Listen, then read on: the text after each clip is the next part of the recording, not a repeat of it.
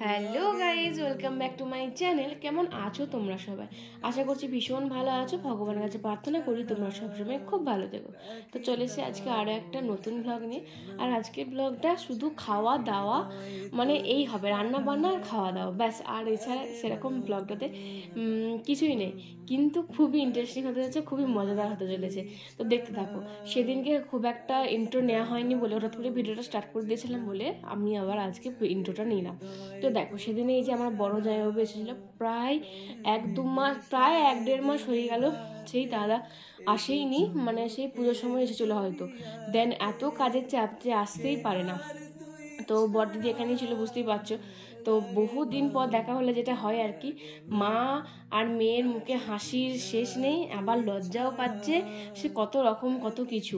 মেয়ে তো বাবার কোল থেকে আর নামবেই না বলছে, আর এদিকে দিদিও তো খুশি, দিদির মুখ দেখে বুঝতেই পারছো একটা আলাদাই হ্যাপিনেস কাজ করছে। Happy happy.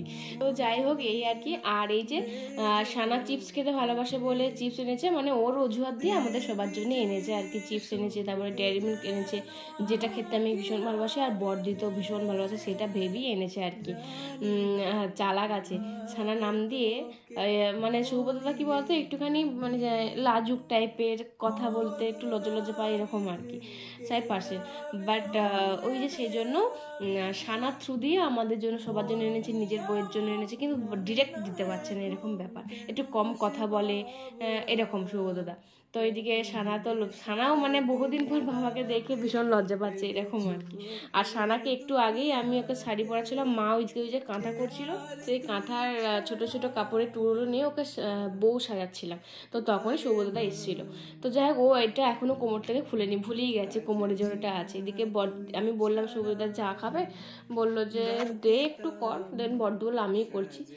করো, তোমার বড় অনেকদিন পর এসে তোমার হাতেই খাক, আমার হাতে তো সবসময় খাচ্ছে। তো সবসময় খাচ্ছে বলতে না, মানে ওর হাতে সবসময় খায়, বাট তাও আর কি আমার হাতে এখানে এলে খায়। আর এদিকে এই যে শুধু সানা তো শুধু চিপস আর ডাইরি দিয়ে যাচ্ছে। এদিকে ওই যে বেগগুলো বলছিলাম না, বেগ রসগোল্লা এনেছিল, ওটা বিষ্ণুপুর থেকে নিয়ে এসেছিলো বোধ হয়, নাকি পুরুলিয়া থেকে এনেছিল কি জানি, আমি ঠিক মনে করতে পারছি না। আমার জিজ্ঞেস করা হয়নি, আমি জিজ্ঞেস করেছিলাম আমাকে, কিন্তু জিজ্ঞেস করা হয়নি। আর এনেছিল সিঙ্গারা বিষ্ণুপুর থেকে, প্যাকেটটা দেখেই বুঝলাম। তো বড়দি যদি জানিস তাহলে বলে দিবি যে বেগ রসগোল্লাগুলো কোথায় পাওয়া যায়, মানে কোত্থেকে এনেছিল, আমাকে একজন ফেসবুকে জিজ্ঞেস করেছিল। তো যাই হোক, খুব ভালো খেতে, আমার ভীষণ ভালো লাগে। আর ছোটো ছোটো সিঙ্গারা নিয়ে আসে, এই সিঙ্গারাগুলো নয়, ওগুলো আলাদা ধরনের সিঙ্গারা থাকে, এগুলো ভেজে নিতে হয়। এলে আবার পুরুলিয়া থেকে নিয়ে আসে, ওগুলো অসাধারণ খেতে লাগে। যখনই আসে ওই জিনিসগুলো নিয়ে আসে, এই রসগোল্লা আর ওই ইয়েগুলো, সিঙ্গারাগুলো, ওগুলো এবারে আনেনি। তো এই সিঙ্গারা নিয়ে এসছে, যেহেতু দাদা এসছে। তো ভাবলাম একটু আলুর দম বলো, লুচি বলো, এগুলো করি। তো প্রথম সন্ধ্যা থেকেই ভেবে রেখেছিলাম যে এগুলোই করবো, যেহেতু দাদা আসছে অনেকদিন পর। বেজে উঠেছে দেবী জি শুধু যেন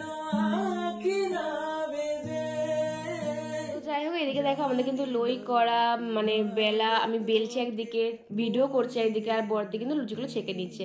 আর সন্ধ্যাবেলাতে টাইম নষ্ট না করি কিন্তু আলুরদমটা করে নিয়েছিল, যাতে দাদা আসার সাথে সাথে দাদার সাথে বসে গল্প করতে পারে, যাতে কোনো রকম টাইম নষ্ট না হয়। এদিকে দেখো, বলছিলাম না মা কাঁথা করছে, দেখো কি সুন্দর কাঁথাটা বানিয়ে নিয়েছে। মাত্র 2 দিন টাইম লাগলো মায়ের কাঁথাটি বানাতে, এত সুন্দর হয়েছে কি বলবো। 1000 years later. তো দেখো, ওইদিকে কিন্তু অনেকটা রাত হয়ে গেছে, আর আমরা কিন্তু নিয়ে বসে পড়েছি আলুর দম, লুচি, আর আমার ফেভারিট বেক রসগোল্লা। ভীষণ সুন্দর হয়েছিল খেতে, লুচিগুলো ভীষণ ভালো খেলাম, কিন্তু যার জন্য করা সেই খাইনি। সে বললো যে না আজকে চলে যাবো, আজকে আর কিছু খাবো না, পরের দিনকে এসে দুপুরবেলা খাওয়া দাওয়া করবো। মা অনেকবার ধরে রিকোয়েস্ট করলো যে পরের দিন এসে কিন্তু খাওয়া দাওয়া করবো, অনেকদিন খাও না। তো সেজন্য দাদা বললো ঠিক আছে, আজকে খাবো তাহলে আজকে বাড়িতেই খাই, পরের দিনে এখানে এসে খাবো, তারপর তো চলেই যাবে সন্ধ্যাবেলাতে, সেই কারণে। আর দেখো, সেদিনকে ছিল যেহেতু একাদশী, সেজন্য মায়ের কিন্তু এদিকে সাবু ভিজিয়ে দিয়েছিল বড়দিদি, তারপরে ওখানে মানে সবজি দিয়ে সাবুটা হবে, আর মায়ের জন্য হবে পনির, আর এদিকে দাদার জন্য কিন্তু হয়ে গেছে চাটনি, বেগুন ভাজা, পটল ভাজা, আলু ভাজা। এগুলো কিন্তু সকালবেলা আমার ঘুম থেকে ওঠার আগেই হয়ে গেছে। আর এদিকে হচ্ছে মা করছে এখন শাক ঘন্ট খেতে আমরা তো সবাই ভীষণ ভালোবাসি, এদিকে দাদাও ভালোবাসে। আর এদিকে দিদি করে নিচ্ছে এখন সাবু, কারণ অনেক কিছুই তো হবে, মাছ মাংস সবই হবে, তো সেই কারণে ওগুলো হওয়ার আগেতেই দিদি কিন্তু মায়ের নিরামিষটা করে নিচ্ছে। আর শাক ঘন্টটা নিরামিষই হয়েছিল আজকে। তো যাই হোক, আর এদিকে রোদটা কিন্তু ঝলমলিয়ে উঠেছে। আর এদিকে দিদি তো ফুলকপিগুলো আর বেশ কষিয়ে নিচ্ছে এখন, তারপরে দিদিকে দিয়ে দিবে। আর এদিকে শাক ঘন্টর জন্য সেই কি বলে সাঁতরুনো বলে না, ওটা মানে বড়ি দিয়ে তো ভীষণ ভালো লাগে খেতে। আমি তো মানে শাক ঘন্ট খেতে ভীষণ ভালোবাসি, আর সেটাতে যদি বড়ি থাকে তো ব্যাস কোনো কথাই নেই। আর আমার মায়ের হাতে শাক ঘন্টটা বেস্ট বেস্ট একদম।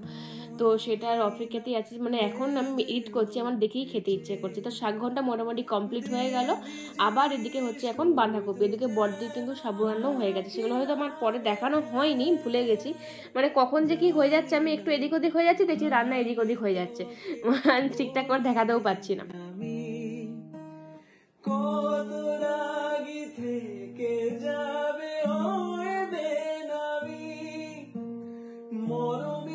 আর এদিকে দেখো সানা কত খুশি, বাবা আসবে বলে কথা, মেয়ে আলাদাই একটা আনন্দ কাজ করছে, আর বইয়েরও মানে দিদিরও একটা আলাদাই কাজ করছে। আর এদিকে তো মাংস হলে তো জানোই ভাই রান্না করে, কাউকে করতেই দেয় না। তো কুকারে এখন মাংস মানে সিটি মারতে দিয়ে দিয়েছে সেদ্ধ করতে। আর এদিকে চর্বিগুলো আর মেটেগুলো আলাদা আলাদা করে রেখেছে। তো চলো হয়ে যাক, হয়ে গেলেই তখন না হয় তোমাদের সাথে শেয়ার করব। আপাতত এখন চলো স্নানটা করে নিই, ভাবছি স্নান করব কিন্তু করা আর হচ্ছে না। এই যে এদের রান্নাগুলো চক্করে আমি স্নান করতে পারছি না, তারপরে সবাই ধরো একে একে স্নান টান করছে, সেই কারণে আর দেখো মানে করা হচ্ছে না, সুযোগ পাচ্ছি না। আর এদিকে দেখো কি মানে মারাত্মক লেভেলের মাংসটা যে সেদিনকে হয়েছিল, ভাই এত সুন্দর করেছিল কি বলবো, মানে দেখেই বুঝতে পারছো কতটা সুন্দর কালারটা এসেছে আর কি ভালো লাগছে। তারপরে আবারও ঢাকা দিয়ে দিয়ে রান্না করছিল, একটু জমিয়ে কষিয়ে কষিয়ে রান্নাটা করেছে। আর দেখো কি সুন্দর শেষ পর্যন্ত কালারটা এসেছে, আর খেতে উফ কি মানে মারাত্মক হয়েছিল কি বলবো। আর এই চর্বিটার জন্য আমি ওয়েট করে থাকি। আর আগের দিনকে তো জানোই লুচি হয়েছিল, সেজন্য বড়দি একটা লুচি নিয়ে চলে এসেছে, এবার মাংস দিয়ে খাবে। এগুলোর খাওয়ার মজাই আলাদা, কিন্তু কে কে খেতে ভালোবাসে বলো তো? আমি তো ভীষণ ভালোবাসি, আমরা সবাই ভীষণ ভালোবাসি।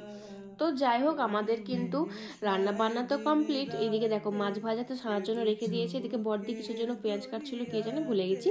এদিকে ভাতও রেডি, এদিকে বাঁধাকপির তরকারি রেডি, ওইদিকে মাছের মাথা দিয়ে মুগের ডাল রেডি। আর বাকিগুলো ওই পাশে আছে, কিছু কিছু ওপরে আছে যেগুলো নিরামিষ, তো পরে আমি খাবার সময় সবটা দেখিয়ে দেবো, ঠিক আছে? 1,000 years later. তো দেখো এদিকে কিন্তু অনেকক্ষণ হয়ে গেছে, তারপর কিন্তু দাদাও এসে গেছে।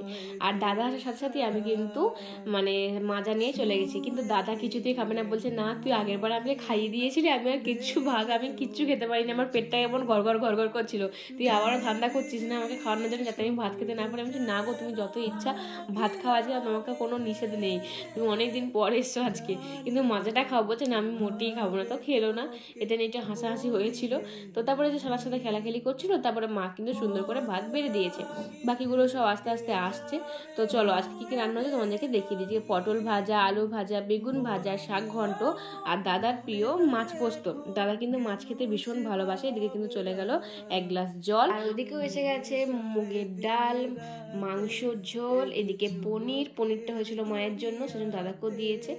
আর দাদা বলছে মানে দাদা তো শুধু বলছে যে এত কিছু কখন করলি, কেন করলি, কোনো দরকার থাকে না। আমরা বললাম যে দাদা তুমি কতদিন পর এসছো বলো তো, তো সেই কারণে তো একটু তো সামান্য আয়োজন করতেই হবে। এদিকে দিদিও দেখছি দাদার কি লাগবে না লাগবে, দাদা শুধু বলছে এত খাবো না অত খাবো না, বলছে না তোমার কাছে সব রয়ে বসে খেতে হবে।